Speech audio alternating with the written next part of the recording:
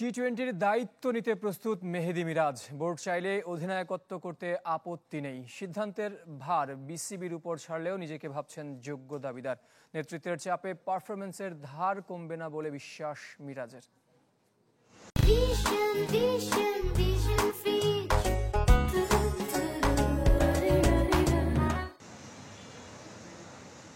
টি-20-তে নতুন নেতৃত্বের অপেক্ষায় বাংলাদেশ। লিটন দাস, মেহেদী হাসান মিরাজ, তাসকিন আহমেদ। বিসিবিতে নামগুলো বেশি আলোচিত। শর্টার ফরম্যাটে সুখকর ছিল না নাজমুল শান্তর নেতৃত্বের অভিজ্ঞতা। ব্যাট হাতে অফ ফর্ম, প্রত্যাশা অনুযায়ী পারফর্ম করতে পারেনি দলও।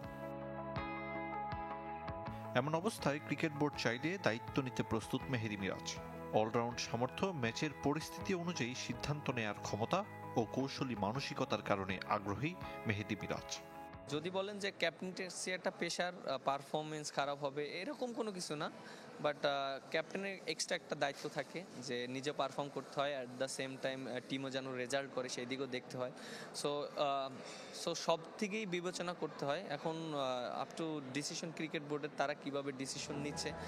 সবশেষ বিপিএলে খুলনা টাইগার্সকে নেতৃত্ব দিয়েছিলেন মেহেদী মিরাজ।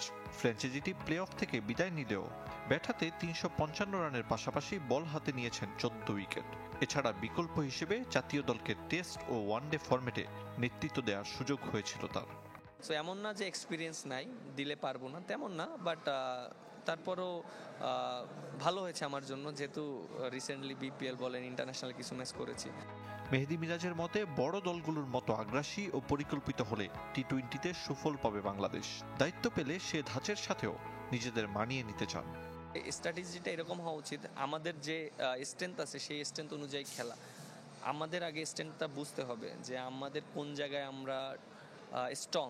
যদি কখনো দায়িত্ব আসে আমার কাছে, তখন আমি এটা নিয়ে চিন্তা করব যে কিভাবে বেটার করা যায়, কিভাবে বাংলাদেশকে ভালো একটা অর্জন নিয়ে আসা যায়। কে হবেন টি-20-র নতুন নেতা, সে প্রশ্ন ঝুলে আছে পরবর্তী বোর্ড সভা পর্যন্ত। আরিফুল ইসলাম, চ্যানেল 24, ঢাকা।